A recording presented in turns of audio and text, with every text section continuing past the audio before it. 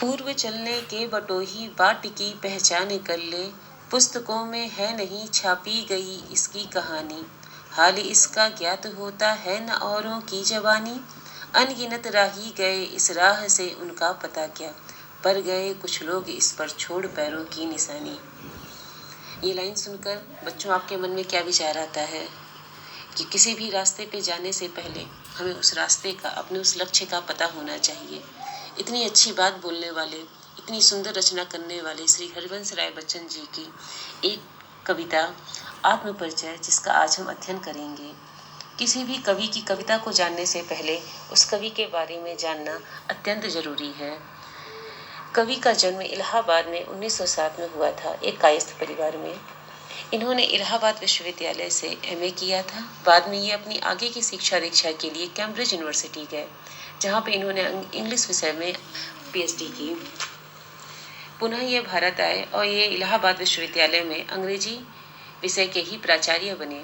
फिर इन्होंने कुछ दिनों आकाशवाणी में काम किया और अंत में भारत सरकार के विदेश मंत्रालय में हिंदी विशेषज्ञ के रूप में रहे। इसके साथ साथ ही इनका रचना कर्म लगातार चल रहा था। इन्होंने गद्य में भी रचनाएं की, कुछ कविताएं लिखी और इनका आत्म कथा जो है इनकी 4 भागों में है, वो बेहद प्रसिद्ध है। इनकी प्रमुख रचनाएं हैं मधुशाला, मधुबाला, मधुकलश, निशा निमंत्रण, एकांत संगीत, आकुल अंतर, मिलन यामिनी, सतरंगणी, आरती और अंगारे, टूटी फूटी कड़ियाँ इत्यादि। इनकी आत्मकथा को हम 4 भागों में बांटते हैं। क्या पहली इनकी आत्मकथा है क्या भूलूं क्या याद करूं, नीड़ का निर्माण फिर, बसेरे से दूर और 10 द्वार से सोपान तक। ये इनकी आत्मकथा है जिसके 4 खंड हैं। इसके साथ ही साथ इन्होंने प्रवासी की डायरी लिखी थी, जो कि बेहद प्रसिद्ध है, और अनुवाद के रूप में इन्होंने हेमलेट, जनगीता और मैकबेथ, इन 3 कृतियों का अनुवाद हिंदी में किया था। इनका पूरा वाङ्मय बच्चन ग्रंथावली के नाम से 10 खंडों में प्रकाशित है।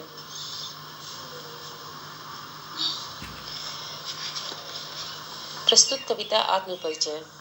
बच्चों, आप सब जो है ये किताब के पृष्ठ अपने पास, अगर आपके पास पुस्तक है तो आप उसको खोल लें, अन्यथा किसी भी माध्यम से, अगर आपने ऑनलाइन इसको डाउनलोड कर रखा है तो इसको खोल के आप देखें। यहाँ जो उनकी कविता आत्मपरिचय है और साथ ही साथ दूसरा गीत निशा निमंत्रण से लिया गया है, दिन जल्दी जल्दी ढलता है। ये दोनों ही बहुत सुंदर गीत हैं और लयात्मक रूप में गाए जाते हैं। अपने को जानना, कवि यहाँ पे ये कह रहा है कि अपने को जानना दुनिया को जानने से ज्यादा कठिन है। हमारे अंतर मन में क्या है, पहले हम उसे जाने, उसके बाद हम दुनिया को जानेंगे। समाज में व्यक्ति का नाता खट्टा मीठा होता है।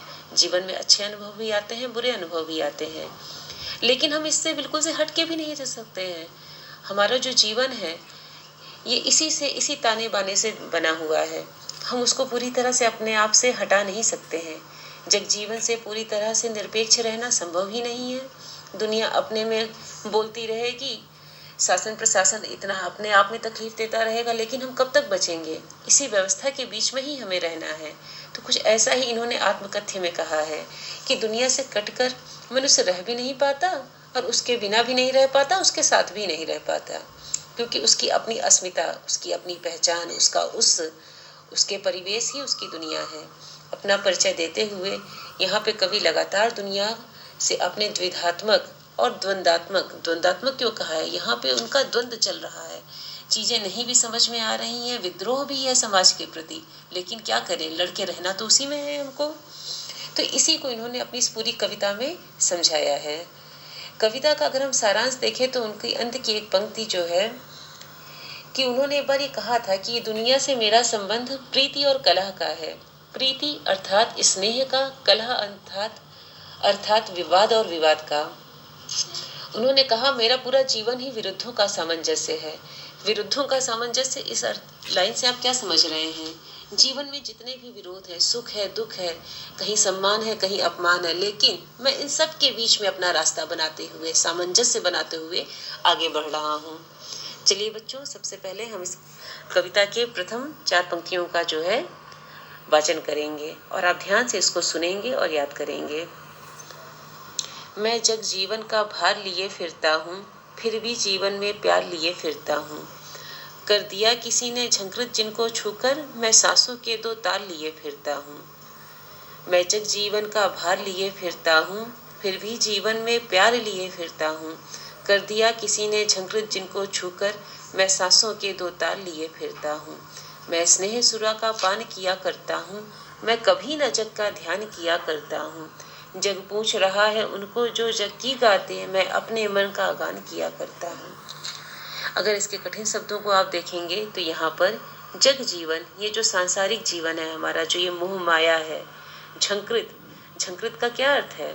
जैसे तार होता है, वीणा का तार है, अगर आप उसमें हल्का सा जो है उसको छेड़ देते हैं तो उसमें कोमल संगीत निकलता है।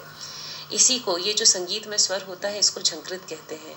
स्नेह सुरा, प्रेम रूपी शराब मदिरा, पान उसको पीना, ध्यान करना, किसी के बारे में ना सोचना, जग की गाते, संसार अपने ही चलन की प्रशंसा करता जाता है, और मन का गान करना, मैं तो अपने में ही मस्त रहता हूँ।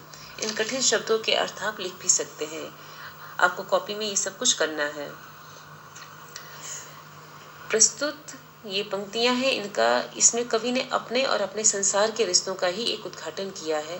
कवि बच्चन जी कहते हैं कि मैं अपने और संसार के मध्य के रिश्तों की अगर विवेचना करूं तो यह संसार जिसमें मैं आया हूं, उसका जीवन जीने का और जीवन के साथ व्यवहार करने का अपना एक अलग ही ढंग है। वो एक अलग ही परिपाटी को लेकर चलता है, और मैं उसकी इस शैली को अपने लिए अनुकूल नहीं पाता। मेरे लिए मेरा जीवन मेरी तरह है, इसलिए जो जीवन उसने मेरे ऊपर दे रखा है वो मेरे लिए भार स्वरूप हो गया है। जीवन जीने के बारे में मेरे अपने मौलिक विचार हैं, मेरी अपनी एक परिपाटी है जिसमें मुझे चलना है, और संसार मुझे दूसरी तरह से दबाव डालता है, परंतु मैं उसका निषेध भी नहीं करता, मैं विरोध की मुद्रा में नहीं खड़ा होता। क्यों? क्योंकि उन्होंने पहले ही कहा है कि मेरा जीवन विरुद्धों का सामंजस्य है, मैं विरोधों के बीच में ही अपना रास्ता बनाते हुए आगे बढ़ता हूँ। लिहाजा अपने सिर पे लादे लिए मैं इसको चलने को विवश हूँ। अगली लाइन है, कर दिया किसी ने झंकृत जिनको छूकर, मैं सांसों के दो तार लिए फिरता हूँ। बावजूद मैं इसके अपने जीवन में उसके प्रति कोई भी मेरे मन में नफरत नहीं है, मैं उसके प्रति स्नेह ही स्नेह का भाव रख रहा हूँ। मेरा जीवन जिन सांसों पर निर्भर है उसे अपनी संवेदना से झंकृत कर देने वाला कोई मधुर व्यक्तित्व। मुझे संसार की बातों की परवाह ही नहीं है, क्योंकि मेरे जीवन में और भी लोग हैं जिनसे मुझे आज भी मधुर स्मृतियां मिली हुई हैं, और उनके मधुर व्यक्तित्व ने मुझे इस संसार में जीने के लिए वो लक्ष्य दिया कि मुझे इन सब बातों की कोई परवाह ही नहीं होती। उसने मेरे जीवन की इस जितनी भी कड़वाहट है उसको भुलाकर संगीत की मधुरता से झंकृत कर दिया है। आगे कवि अपना आत्म परिचय देते हुए कहते हैं कि मैं इसी प्राप्त प्रेम रूपी शराब को हमेशा पिया करता हूँ, मैं स्नेह सुरा का पान किया करता हूँ। स्नेह सुरा, स्नेह जो मुझे दूसरों से प्रेम मिल रहा है, सुरा अर्थात मदिरा, स्नेह रूपी सुरा, यहाँ पे रूपक अलंकार होगा। तो कवि कहते हैं कि मैं इस प्राप्त प्रेम की शराब को ही हमेशा पीता रहता हूँ। मैं उसी शराब की बात बार बार ये करते हैं बच्चों। इनके साथ एक अगर जुड़ी खास बात बताऊं तो ये हालावादी कवि कहलाते हैं। हालावादी कवि क्या, इन्होंने हालावाद की ही शुरुआत की थी, इन्होंने ही किया था उसे। ये क्या है, आपके मन में प्रश्न उठता है। हाला का अर्थ होता है शराब और वाद का अर्थ होता है विचारधारा। ये छायावाद के बाद का समय है। कक्षा में इसमें विस्तृत वर्णन करूंगी या कोई एक लेक्चर में इस पर दूंगी, जो हिंदी साहित्य के विभिन्न विवाद हैं इसके बाद है। लेकिन फिलहाल यहाँ पे अगर हम जानते हैं तो हाला का अर्थ होता है शराब, मदिरालय, जहाँ पे आदमी, इन्होंने इसको प्रतीक के रूप में लिया है।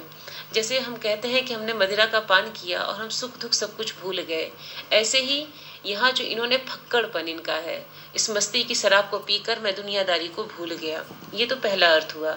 दूसरा अर्थ हालावाद का क्या है, दूसरा बार बार शराब की बात कर रहे हैं तो उसका क्या अर्थ हो रहा है। उसका अर्थ ये है कि जो शराब खाना है, मैं खाना है, वहां पर ना हिंदू होता है ना मुसलमान होता है, वहां ये प्रतीक है समरसता का। वहां हिंदू भी जा रहा है, वहां मुसलमान भी जाता है। मधुबाला और मधुशाला मधुकलश, ये इनकी 3 रचनाएं मधुत्रयी के नाम से जानी जाती हैं, जिसमें इन्होंने मधुशाला में ये बात कही है, मुसलमान और हिंदू दो हैं एक, मगर उनको उनका प्याला मुसलमान और हिंदू दो हैं एक मगर उनका प्याला। हिंदू मुस्लिम दो अलग संप्रदाय के हो सकते हैं, लेकिन उनकी शराब की जो पात्र है शराब का, वो तो एक ही है ना। भेद कराते मंदिर मस्जिद, मेल कराती मधुशाला। बच्चों इस बात को बहुत अच्छे से ध्यान दीजिएगा। भेद कराते मंदिर मस्जिद, मेल कराती मधुशाला, अर्थात मंदिर और मस्जिद ने हमें नाना जो है विवादों में बांट रखा है, लेकिन ये मधुशाला में जा करके हम सब एक हो जाते हैं। ठीक है, हम आगे आते हैं। तो कवि अपना आत्म परिचय देते हुए कहते हैं कि मैं इसी प्राप्त प्रेम रूपी शराब को हमेशा पिए रहता हूँ। इसका नशा मुझे जो एक असीम आनंद होता है उससे हमेशा ये सरोबार कर देता है। इसमें डूबे रहने के कारण मैं दुनिया के बारे में सोचता ही नहीं।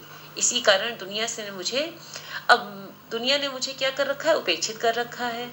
संसार का ऐसा चलन है। अगली इसकी लाइन है, जग पूछ रहा है उनको जो जग की गाते, मैं अपने मन का गान किया करता हूँ। जग तो हमेशा उन्हीं को पूछेगा ना, कि जो हमेशा उसकी चापलूसी करेंगे, उसके बारे में बोलेंगे। दुनिया ने मुझे उपेक्षित कर रखा है। जो संसार की लय में लय मिलाएगा, संसार उसी की बात करेगा। लेकिन मैं क्या कर रहा हूँ, मैं अपने मन का गान किया करता हूँ।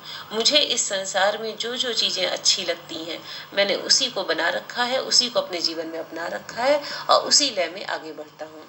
बच्चों इस तरह से इसके प्रथम 8 पंक्तियों का आज हम लोगों ने जो है व्याख्या करी है। आप इसको घर में अच्छे से पढ़ेंगे, कंठस्थ करेंगे, इसका भावार्थ आप कॉपी में लिखेंगे। जो मैं अभ्यास कार्य दे रही हूँ, इसका काव्य सौंदर्य क्या है। काव्य सौंदर्य की बात अगर कहें तो रस, छंद, अलंकार, भाषा इत्यादि इसमें कौन सी है, ये आपको बतानी है। भाषा इसकी सहज और सरल है। शांत रस का प्रयोग हुआ है, रूपक अलंकार है। स्नेह सुरा में यहाँ पे रूपक अलंकार है, क्योंकि स्नेह में सुरा का अभेद आरोप किया गया है। प्रश्न उत्तर जितने भी साथ में मैंने जो पीडीएफ में दे रखे हैं, उसके उत्तर, पहले प्रश्न का उत्तर 40 से 50 शब्दों में, दूसरे प्रश्नों का उत्तर 20 शब्दों में, और इसका आशय जग पूछ रहा है उनको जो जग की गाते, ये लिखकर आप मुझे कॉपी में चेक कराएंगे। धन्यवाद। शेष अगली कक्षा में।